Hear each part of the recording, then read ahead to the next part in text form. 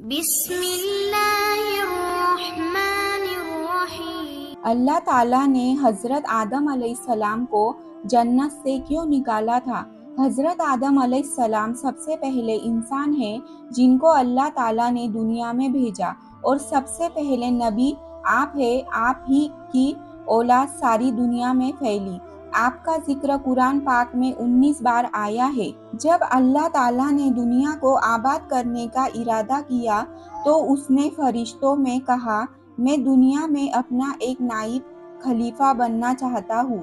فرشتوں نے کہا، اے اللہ، تو دنیا میں ایسے شخص کو نائب بنانا چاہتا ہے جو خرابیاں کر کے اور خون کرتا پھرے۔ ہم تیری تعریف کرنے کے ساتھ تیری تسبیح اور پاکی بیان کرتے رہتے ہیں۔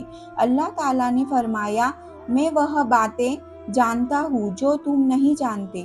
اللہ تعالیٰ نے حضرت آدم علیہ السلام کو سب چیزوں کے نام سکھا دیے۔ پھر ان کو فرشتوں کے سامنے لایا گیا اور فرمایا، اگر تم سچے ہو تو مجھے ان کے نام بتاؤ۔ انہوں نے کہا کہ تو پاک ہے، جتنا علم تو نے ہمیں بخشا ہے اس کے سوا ہم کو کچھ نہیں معلوم۔ پھر اللہ تعالیٰ نے فرشتوں کو حکم دیا کہ تم آدم علیہ السلام کو سجدہ کرو، تو وہ سب سجدے میں گر پڑے، مگر شیطان نے سجدہ نہ کیا۔ اس کا ذکر پہلے بھی آیا ہے۔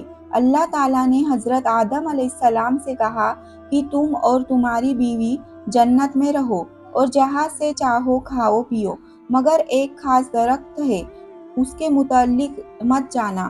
حضرت آدم علیہ السلام کو منع کر دیا کہ اس کے قریب بھی نہ جانا، ورنہ تم بھی ظالموں میں سے ایک ہو جاؤ گے۔ اس طرح اللہ تعالیٰ نے حضرت آدم علیہ السلام کا امتحان لیا کہ دیکھے یہ ہمارا کہنا مانتے ہیں یا بھول جاتے ہیں اور شیطان کے بہکاوے میں آ جاتے ہیں یا نہیں۔ شیطان جو پہلے ہی حضرت آدم علیہ السلام سے ناراض تھا کہ ان کی وجہ سے وہ اللہ تعالیٰ کے دربار سے نکالا گیا تھا، اور خدا تعالیٰ کی لعنت اس پر ہوئی، اور اس نے قسم کھائی تھی، میں حضرت آدم علیہ السلام کو اور اس کی اولاد کو قیامت تک بہکاتا رہوں گا کہ اللہ تعالیٰ کا کہنا نہ مانے اور خوب برائیاں پھیلائے۔ وہ حضرت آدم اور ان کی بیوی حضرت حوا علیہ السلام کو برابر بہکاتا رہا کہ اس درخت کا پھل تم ضرور کھاؤ، ان کے کھانے سے تم فرشتے بن جاؤ گے، جنت میں سے کبھی نکالے نہ جاؤ گے۔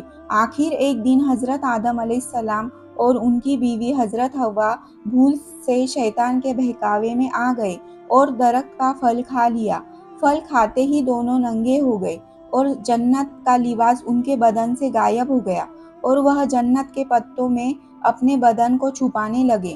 اللہ تعالیٰ نے حضرت آدم علیہ السلام سے کہا کہ ہم نے کہہ دیا تھا کہ اس درخت کے پاس بھی نہ جانا اور شیطان کے کہنے میں نہ آنا، وہ تمہارا دشمن ہے، تم اس کے کہنے میں آ گئے، اب تم اور حوا جنت میں سے چلے جاؤ اور دنیا میں جا کر رہو۔ حضرت آدم علیہ السلام کو جنت سے نکلنے اور شیطان کے بہکاوے میں آنے کا بہت رنج ہوا، اور بہت عرصہ تک اللہ تعالیٰ سے مغفرت مانگتے رہے اور روتے رہے کہ اللہ تعالیٰ مجھے معاف کر دے۔ آخر اللہ تعالیٰ کو رحم آیا اور حضرت آدم علیہ السلام کو یہ دعا سکھائی، اے ہمارے رب، ہم نے اپنے اوپر ظلم کیا اور تو ہم پر رحم نہیں کرے گا تو ہم بڑا نقصان اٹھانے والوں میں سے ہو جائیں گے۔ تو حضرت آدم علیہ السلام نے یہ دعا بہت گڑ گڑا کر مانگی، اور اللہ تعالیٰ تو بہت رحم کرنے والا ہے۔ بے شک جب کوئی بندہ گناہ کر لیتا ہے اور سچے دل سے توبہ کر لیتا ہے کہ اے اللہ، یہ گناہ تو مجھ سے غلطی سے ہو گیا، آئندہ ایسا نہ کروں گا، تو وہ معاف کر دیتا ہے۔ چنانچہ حضرت آدم علیہ السلام کو بھی اللہ تعالیٰ نے معاف کر دیا، اور پھر کہا کہ تم اور تمہاری اولاد دنیا میں رہو، اور یہ بات یاد رکھو کہ جب میری طرف سے کوئی نبی علیہ السلام میری ہدایت لے کر تمہارے پاس آئے تو تم اس کا کہنا ماننا۔ جو میرے بھیجے ہوئے نبیوں کا کہنا مانے گا اس کو پھر نہ کوئی خوف ہوگا اور نہ غم ہوگا، اور جو لوگ میرے نبیوں کی بات کو نہیں مانیں گے اور ہماری آیتوں کو جھٹلائیں گے وہ دوزخ میں جائیں گے اور ہمیشہ اسی میں رہیں گے۔ اس کے بعد حضرت آدم علیہ السلام اور حضرت حوا علیہ السلام دنیا میں رہنے لگے۔ اور خوب جی لگا کر اللہ کی عبادت کرتے۔